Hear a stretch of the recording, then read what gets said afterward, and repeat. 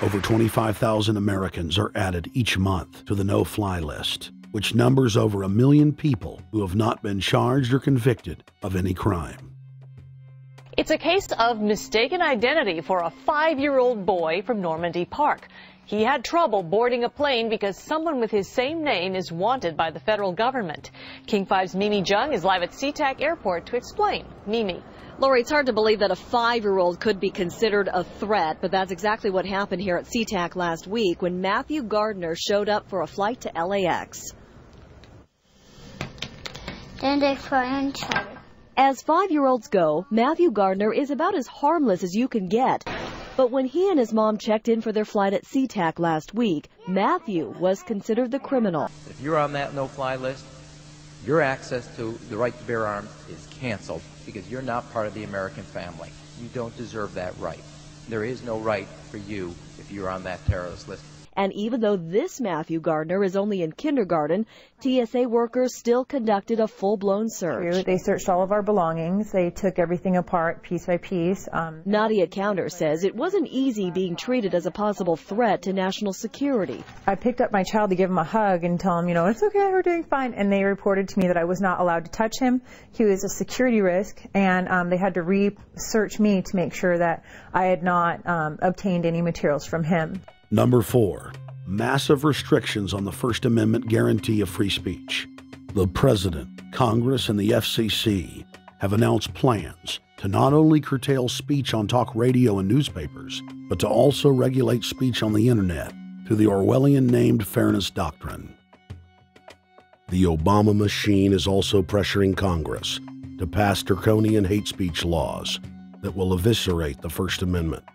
Number 5, they plan to further federalize health care so that the government can dictate what kind of care citizens receive.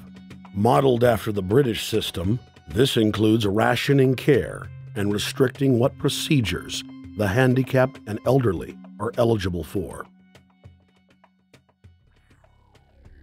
Number 6, Obama is already pushing to expand the Department of Defense budget and to station more U.S. troops overseas to encircle Russia, China, Iran,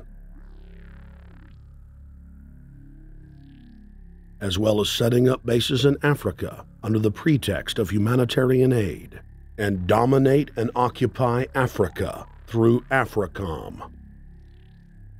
So we're taking your phone call, seeing what you think of Barack H. Obama. Is he a Judas goat? Is he a front man? Is he a betrayer? Let's go to Anthony in Georgia. Anthony, what's your take on Barack Obama? They put the face of Barack Obama as part of their public relations because it's like in the old folk tales about vampires.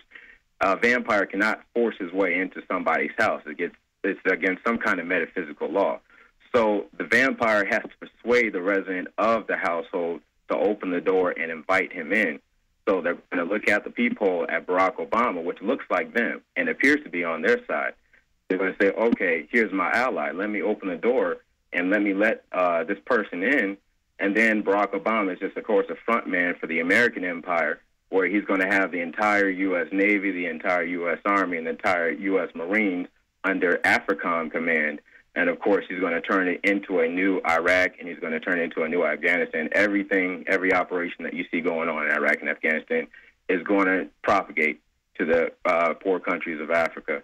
And well, sir, I agree with you. Sir, I agree with you. They're looking to the people. They see a handsome, smiling African face. He's all, hey, I'm from Kenya.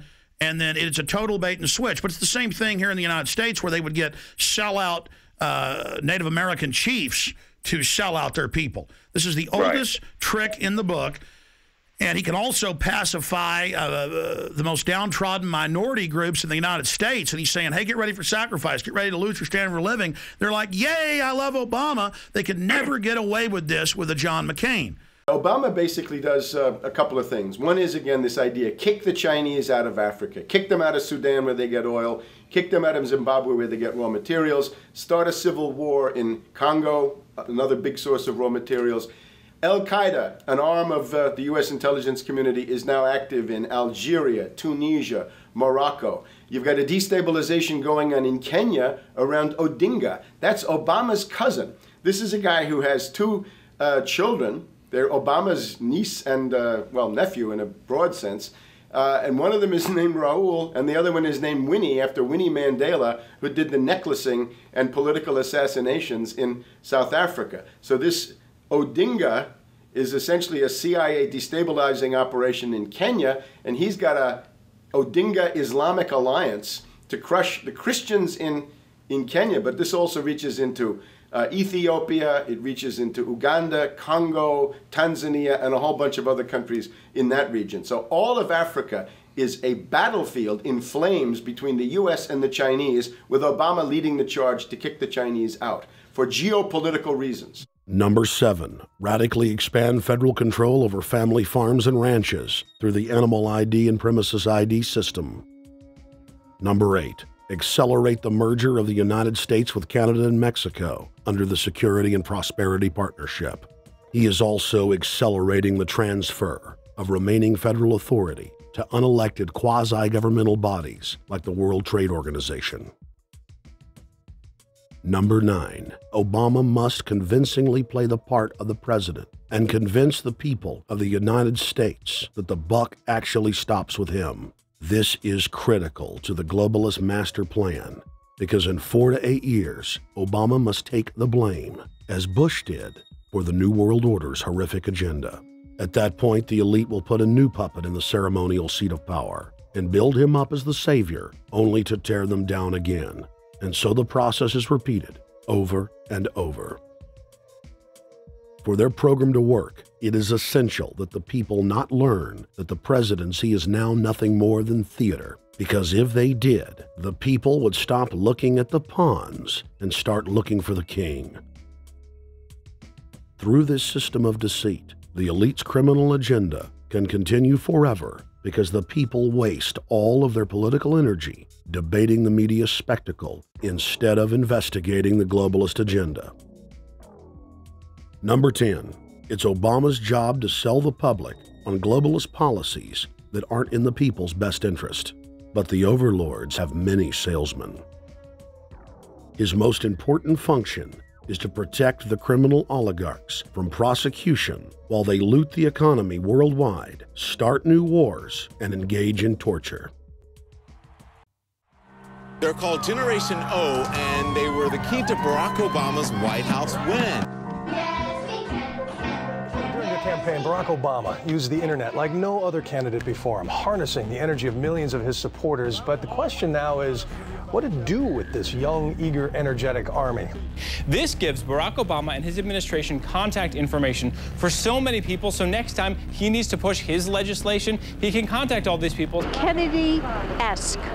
I feel as though this was like when John F. Kennedy was elected. Shouting, smiles, and tears. Oh my God! This is the best day of my life! It was the scope of Obama's victory that was most impressive. I saw a photograph of Obama playing basketball. And I said, you know what? I see him as a leader, and that's the world that's in his hands. Own a piece of history, commemorating the day the world changed forever. His confident smile and kind eyes are an inspiration to us all.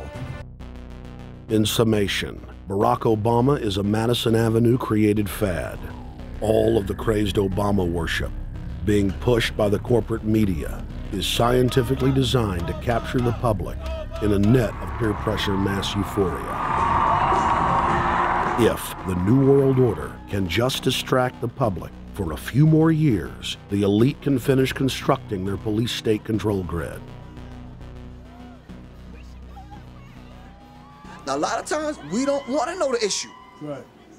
We don't want to know the issue. We feel, what do you call this thing where you get this false sense of gratification, but because a black man is in office, everything's going to be all right. No, everything's not going to be all right. Yeah. Until you look into the agenda and what the Democratic Party has been about, is about, and will be about, regardless if Barack Obama is the president or not. And that's real.